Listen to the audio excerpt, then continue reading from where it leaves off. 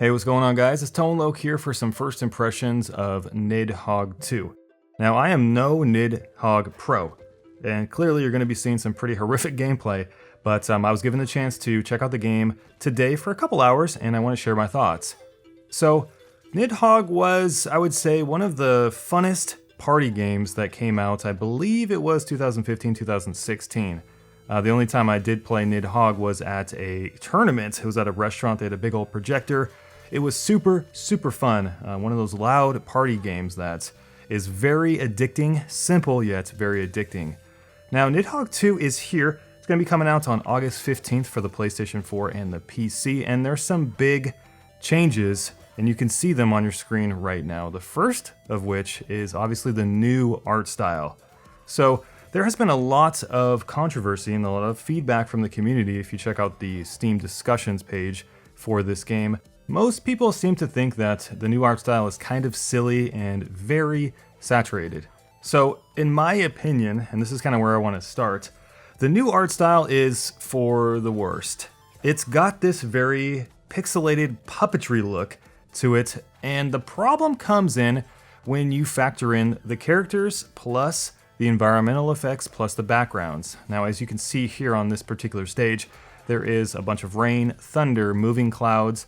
There's some sun here on this pirate deck, but you'll see in some upcoming footage that it gets a lot worse than this. And the problem is, you can't really decipher what the hell's going on sometimes when there's so much shit going on in the background.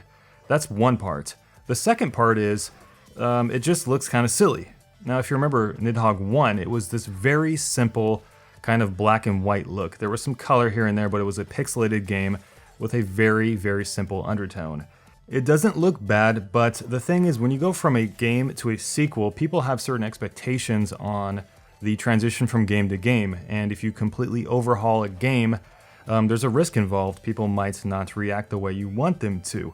And in this particular game, the first problem that comes into my eyes is that I can't make a good-looking character because everything kind of looks like a puppet.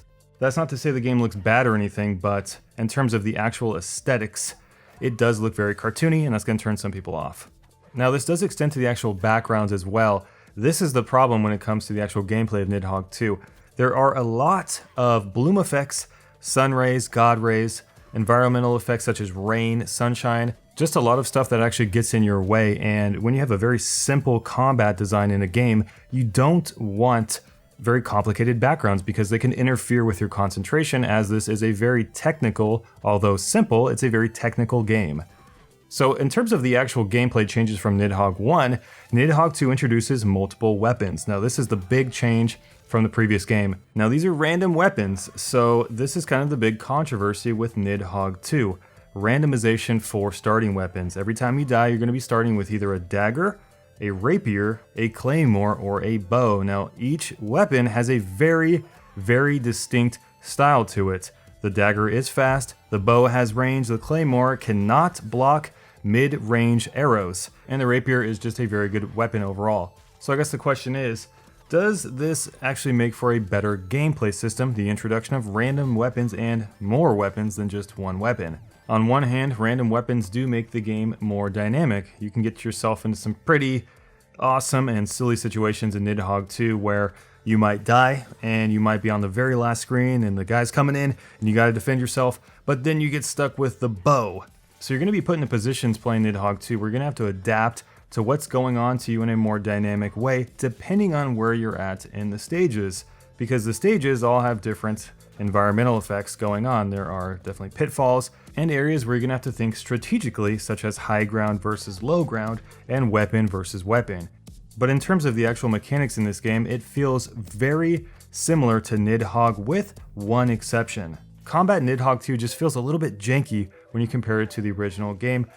I don't really know how else to say it, but when you get in scrappy situations in Nidhogg 2, it seems to be a little bit more unpredictable what's going to happen. The weapon combat does feel the same. You can attack low, high, or medium depending on what weapon you have, for the exception of the claymore, which cannot attack from the mid-level, but it just seems more frantic in Nidhogg 2. If you remember in Nidhogg, there was a lot of actual sword fighting, these really great moments of standoff between player and player. This doesn't seem to happen as much in this game. But regardless of my critique of the actual gameplay system, the gameplay from Nidhogg to Nidhogg 2 does feel very similar, so if you did like Nidhogg, you're probably going to like Nidhogg 2. There's more weapons, more variety to the stages, and of course the new art style, love it or hate it, it's there as well. I will give the game major props though for some of the design decisions in the actual stages. Currently there are 3 stages in the beta version that I played, although there will be 10 in the main game. The best of which right now is definitely Clouds. The Cloud stage is a beautiful collection of stark, different scenes. It's the detail in these scenes that really set this game apart from the original Nidhogg. It's a true advancement in technology, although of course the art style is up to you whether it's going to be good or bad. The castle stage is also quite beautiful. It's got this very slight yet mystifying little bloom effect in the background that looks really nice when you contrast it against the actual pixel art. But then you get to the next area and you see this. This particular fire effect was the thing that bothered me the most in Nidhogg 2, although you might be able to justify it by saying it adds kind of a strategic element to the actual gameplay because it's kind of hard to see your opponents when he's in the fire. It's too much and it clashes with the actual simple nature of the game. It's not that big of a complaint, but there are more instances in the 3 stages that I played where I found myself saying, wow, there is just too much stuff going on in the background, I need to concentrate and it's really bugging me. So I think this is going to bother quite a few people who are very purist in how they like to experience Nidhogg.